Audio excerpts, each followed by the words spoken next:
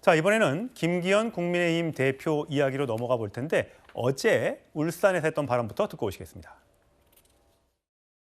대통령 자주 만납니다. 뭐 자주 만나야 얘기가 되지 먼 발치에서 서로 할 수는 없잖아요.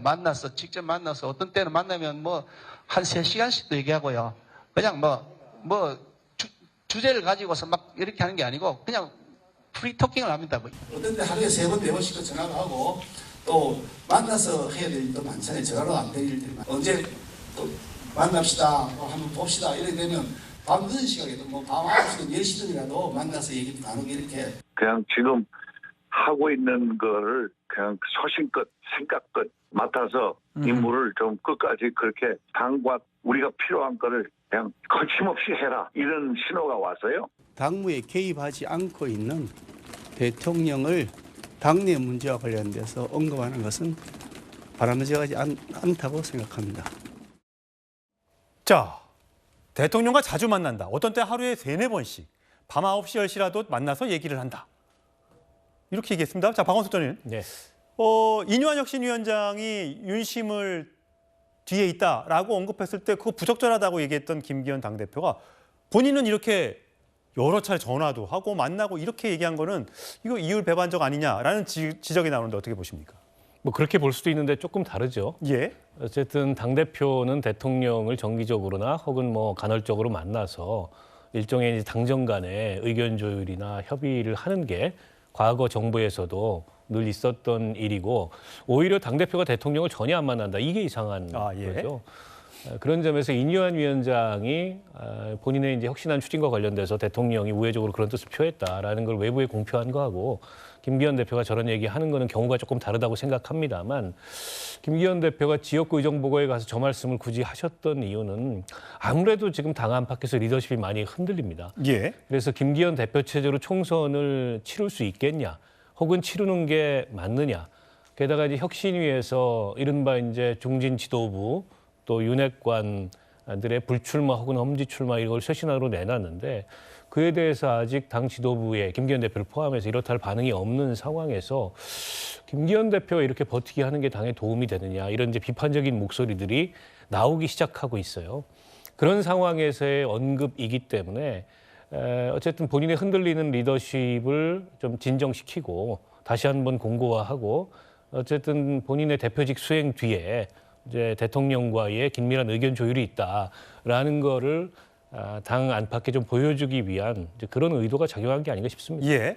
자, 과거에 김기현 대표는 당대표로 선출되는 전당대회에서 윤심이 내게 있다라는 취지의 발언을 여러 차례 한 적이 있습니다. 그 발언 듣고 오시겠습니다. 저는 우리 김기현 의원님께서 덕장과 용장을 2개를 함께 갖춘 그런 지도자라고 생각해서 김장은 이제 다 담궜다고 생각하고요. 김장만 가지고 우리 밥상이 풍성하다고 하지는 않지 않겠습니까? 이제 된장찌개도 좀 뜨겁게 끓여야 될 것 같고요. 친윤그룹 내에서도 건강한 김장관계가 필요하지 않겠습니까? 자, 김장연대, 또 윤심 등등 계속해서 언급되고 있는 발언 등인데 여기에 대해서 민주당에서 이런 반응이 나왔습니다. 여당의 미래를 결정할 당대표와 혁신위원장이 윤심 경쟁을 벌이는 모습에 한숨만 나옵니다. 오로지 윤석열 대통령 한 사람만 바라보며 충성 경쟁을 하는 것입니까?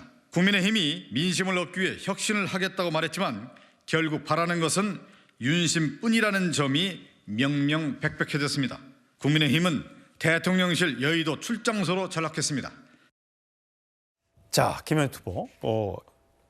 국민의힘은 대통령실 여의도 출장소로 전락했다라는 민주당 논평이 나왔습니다. 또 일각에서는 저렇게 김기현 대표가 지역구까지 내려가서 버티기를 하고 있지만 그건 나중에 정말 사퇴를 위한 명분을 일단 쌓아놓고 나중에 극적인 순간에 물러나기 위한 사전 정치 작업이다. 이렇게 보는 분들도 있던데 어느 쪽에 더 무게를 두세요? 일단 먼저 이제 혁신위가 이제 발족된 이유를 보면 사실 김기현 대표가 책임지고 물러나야 되는데 대신 혁신위를 띄웠잖아요. 예. 혁신의 핵심은 윤석열 대통령이라고 다들 알고 있습니다. 그럼에도 불구하고 오히려 윤석열 대통령에 대해서는 쓴소리 한마디 못하는 혁신위, 오히려 김기현 대표와 그 혁신위 간의 내부 갈등, 그래서 뭐 오히려 윤심 경쟁을 벌이고 있는 이런 것들이 정말 어떻게 보면 볼썽사나운 그런 모습인데 저 민심은 정말로 저 생각하지 않고 본인들의 자리만 가지고 이렇게 하는 것들이 정말 볼썽사납다 이렇게 말씀 먼저 좀 드리고요.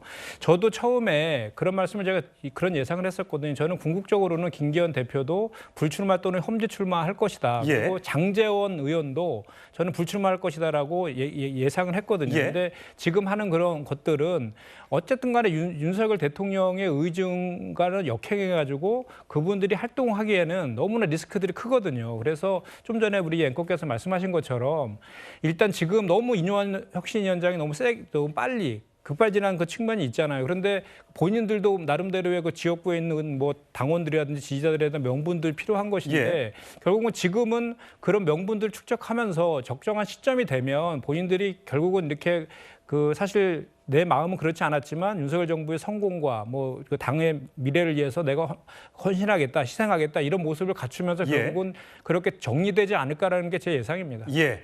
자, 과연 어떤 결단을 내리게 될지 많은 분들이 궁금해할 텐데 조금 더 지켜보도록 하시죠.